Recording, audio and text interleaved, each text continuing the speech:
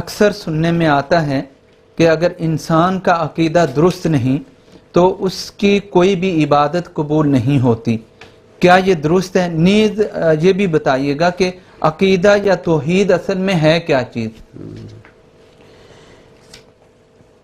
اس سوال کا جواب یہ ہے، سب سے پہلی بات یہ کہ اللہ رب العالمین نے جنوں اور انسانوں کو صرف اپنی عبادت کے لیے پیدا کیا ہے. چنانچہ سورہ زاریات میں ہے، اللہ رب العالمین نے فرمایا وَمَا خَلَقْتُ الْجِنَّ وَالْإِنسَ إِلَّا لِيَعْبُدُونَ، ہم نے جنوں اور انسانوں کو پیدا نہیں کیا مگر صرف اس لیے کہ وہ میری عبادت کریں. اللہ رب العالمین کی عبادت کو اللہ رب العالمین کے لیے خاص کرنا، یہی توحید ہے.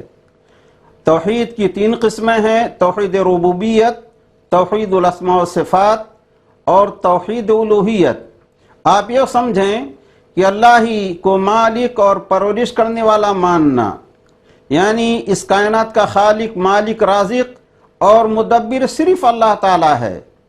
اور توحید ربوبیت کے قائل تو کفار مکہ بھی تھے. چنانچہ اللہ رب العالمین نے زخرف کے اندر فرمایا وَلَئِن سَأَلْتَهُم مَّنْ خَلَقَهُمْ لَيَقُولُنَّ اللَّهُ، اگر آپ ان کافروں سے پوچھیں کہ کس نے انہیں پیدا کیا ہے تو یقیناً کہیں گے کہ اللہ تعالی نے. اور جب اللہ رب العالمین ہی خالق و مالک اور رازق اور مدبر ہے تو اس کے اچھے اچھے نام بھی ہیں. وَلِلَّهِ الْأَسْمَاءُ الْحُسْنَى، اسی کو توحید اسماء و صفات کہتے ہیں. اور جب وہی خالق و مالک، مدبر اور رازق ہے تو عبادت بھی صرف اسی کی ہونی چاہیے. اسی کو توحید الوہیت کہتے ہیں. رسول اللہ صلی اللہ علیہ وسلم نے حضرت معاذ بن جبل رضی اللہ تعالی عنہ کو یمن بھیجا تھا داعی اور مبلغ بنا کے. بخاری شریف اور مسلم شریف کی روایت ہے، رسول اللہ صلی اللہ علیہ وسلم نے ان سے فرمایا تھا اِنَّكَ تَأْتِي قَوْمًا مِّنْ أَهْلِ الْكِتَابِ فَلْيَكُنْ أَوَّلَ مَا تَدْعُوهُمْ إِلَيْهِ شَهَادَةُ أَن لَّا إِلَٰهَ إِلَّا اللَّهُ. تم اہل کتاب کی طرف جا رہے. اس زمانے میں یمن کے اندر یہود و نصارہ کی کثرت تھی. رسول اللہ صلی اللہ علیہ وسلم نے فرمایا تم اہل کتاب کے پاس جا رہے ہو، سب سے پہلے انہیں اس بات کی دعوت دینا کہ وہ اس بات کا اقرار کریں کہ اللہ رب العالمین کے سوا کوئی برحق معبود نہیں ہے. عقید توحید کا تعلق عمل سے چولی دامن کا کہہ لیجئے ساتھ ہے. انسان کتنا ہی اچھا کام کیوں نہ کرے، لیکن اگر اس کا عقیدہ صحیح نہیں ہے، عقید توحید پر قائم نہیں ہے تو عمل کا کوئی اجر و ثواب ملنے والا نہیں ہے. ایسے لوگوں کے بارے میں اللہ رب العالمین نے فرمایا ہے سورہ کہف کے اندر آیت نمبر 102 اور 103 کے اندر قُلْ هَلْ نُنَبِّئُكُمْ بِالْأَخْسَرِينَ أَعْمَالًا الَّذِينَ ضَلَّ سَعْيُهُمْ فِي الْحَيَاةِ الدُّنْيَا وَهُمْ يَحْسَبُونَ أَنَّهُمْ يُحْسِنُونَ صُنْعًا.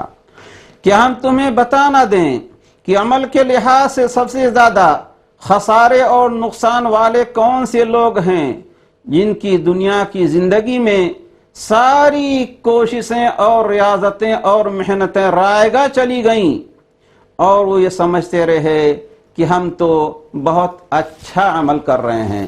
اس کی وجہ کیا ہے؟ اس کی یہ وجہ ہے کہ انہوں نے عقیدے کی اصلاح نہ کی تھی تو ان کا عمل بھی اللہ رب العالمین کے دربار میں مقبول نہ ہوا. اور بخاری شریف اور مسلم شریف کی روایت ہے، حدیث کے راوی عبداللہ ابن عباس، ابو ہریرہ اور ابو سعید خدری رضی اللہ تعالی عنہم ہیں. کہتے ہیں کہ رسول اللہ صلی اللہ علیہ وسلم نے فرمایا جب حوض کوثر پر آپ اپنی امتیوں کو پانی پلا رہے ہوں گے تو میدان محشر میں اس امت کے کچھ لوگوں کو اس حوض کی طرف لایا جائے گا تاکہ وہ اس حوض کوثر سے پانی پی سکیں، مگر انہیں بائیں طرف ہٹا دیا جائے گا، یعنی انہیں حوض کوثر سے پانی پینے کی اجازت نہ ہوگی. اسلام بھائیو، آپ جانتے ہیں یہ کون لوگ ہوں گے؟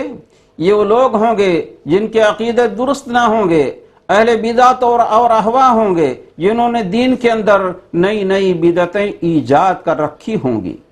رسول اللہ صلی اللہ علیہ وسلم فرماتے ہیں میں کہوں گا یا ربی اصحابی، اے رب یہ میرے صحابی ہیں، ساتھی ہیں، میرے امتی ہیں، کیونکہ ان لوگوں نے نمازیں پڑھی ہوں گی، ان کے اعضائے وضو چمک رہے ہوں گے، اس لیے رسول اللہ صلی اللہ علیہ وسلم جان لے گے کہ یہ میرے امتی ہیں، یعنی میرے امتی ہیں۔ تو پھر انہیں کیوں حوض کوثر کے پانی پینے سے روکا جا رہا ہے؟ تو کہا جائے گا انک لا تدری ما احدثوا بعدک، آپ کو نہیں معلوم کہ آپ کے بعد آپ کے دین میں انہوں نے کیسی کیسی بدعتیں ایجاد کر رکھی تھیں۔ بخاری شریف اور مسلم شریف ہی کی روایت میں ہے، رسول اللہ صلی اللہ علیہ وسلم یہ سن کے فرمائیں گے فَأَقُولُ سُحْقًا سُحْقًا لِمَنْ غَيَّرَ بَعْدِي، میں کہوں گا کہ ہٹ جائیں، دور ہو جائیں وہ جنہوں نے میرے بعد میرے دین کے اندر تبدیلی کر دی تھی۔ آپ غور کریں، اللہ کے رسول علیہ السلام پہچان لے گئے اعضائے وضو سے، مگر آپ کو غیب تو نہیں معلوم تھا کہ یہ جان سکے کہ یہ بدعتی لوگ ہیں۔ اس حدیث پاک سے اللہ کے رسول علیہ السلام کے عالم غیب نہ ہونے کی بہت بڑی دلیل لی جا سکتی ہے۔ اگر اللہ کے رسول علیہ السلام کو یہ معلوم ہوتا کہ یہ بدعتی ہیں تو آپ یہ کہتے ہی نہیں کہ میرے امتی انہیں آنے دیا جائے۔ بہرحال جب اللہ کے رسول علیہ السلام فرمائیں گے یا ربی اصحابی، اے رب یہ میرے صحابی ہے، صحابہ ہیں، میرے ساتھی ہیں، میرے امتی ہیں، تو کہا جائے گا انک لا تدری ما احدثوا بعدک، آپ کو نہیں معلوم کہ آپ کے بعد انہوں نے کیسی کیسی نئی نئی بدعتیں ایجاد کر رکھی تھیں، چنانچہ وہ حوض کوثر کے شری پانی سے محروم رہ جائیں گے۔ اللہ رب العالمین نے سورہ کہف کے اندر فرمایا وَأَمَّا مَنْ آمَنَ وَعَمِلَ صَالِحًا فَلَهُ جَزَاءً الْحُسْنَى، جو ایمان لایا اور پھر اس نے عمل صالح کیا تو اس کے لیے بہترین بدلہ ہے۔ اللہ رب العالمین سورہ نساء آیت نمبر 124 کے اندر فرما رہا ہے وَمَنْ يَعْمَلْ مِنَ الصَّالِحَاتِ مِنْ ذَكَرٍ أَوْ أُنْثَىٰ وَهُوَ مُؤْمِنٌ فَأُولَٰئِكَ يَدْخُلُونَ الْجَنَّةَ، اور جو نیک کام کرے گا چاہے وہ مرد ہو یا عورت بشرطے کہ وہ مومن ہو تو ایسے لوگ جنت میں جائیں گے۔ اور اللہ رب العالمین نے سورہ نحل کے اندر فرمایا من عمل صالحا من ذکر او انثى وهو مؤمن فلنحيينه حیاتا طیبا، جس نے نیک کام کیا چاہے وہ مرد ہو یا عورت ہو، اس حال میں کہ وہ صاحب ایمان مومن ہے تو ہم اس کو پاکیزہ زندگی عطا کریں گے۔ اور سورہ اسراء کے اندر اللہ رب العالمین نے فرمایا، جسے سورہ بنی اسرائیل بھی کہا جاتا ہے، آیت نمبر 19 ہے وَمَنْ أَرَادَ الْآخِرَةَ وَسَعَى لَهَا سَعْيَهَا وَهُوَ مُؤْمِنٌ فَأُولَئِكَ كَانَ سَعْيُهُمْ مَشْكُورًا، جو آخرت کا طلبگار ہے اور جس نے آخرت کے لیے کوشش بھی کی اس حال میں کہ وہ صاحب ایمان ہے، تو یہ وہی لوگ ہیں جن کی کوششوں کی قدردانی کی جائے گی۔ تو اسے معلوم ہوا کہ اعمال کی قبولیت کے لیے ایمان شرط ہے۔ اگر بندہ عقید توحید پر قائم و دائم ہے، اللہ رب العالمین کو خالق و مالک و رازق سمجھتا ہے، مدبر سمجھتا ہے، اللہ رب العالمین کے اچھے اچھے ناموں کا اعتراف کرتا اور سمجھتا ہے کہ اللہ رب العالمین کے ان ناموں میں کسی اور کو کوئی حصہ نہیں، کوئی مشابہت نہیں، نیز یہ عقیدہ رکھتا ہے کہ ہر طرح کی عبادت کا حقدار اللہ رب العالمین ہے، روزہ، نماز، زکوٰۃ، حج، نذر و نیاز، قربانی، یہ سب دعا، یہ سارے کام اللہ رب العالمین ہی کے لیے خاص کرتا ہے، تو پھر انشاءاللہ اس کا ٹھکانہ جنت ہوگا، جیسا کہ رسول اللہ صلی اللہ علیہ وسلم نے فرمایا۔ اللہ رب العالمین ہم سب کے عقائد اور اعمال کی صلاح فرمائے اور ہمیں جنت الفردوس کا وارث بنائے۔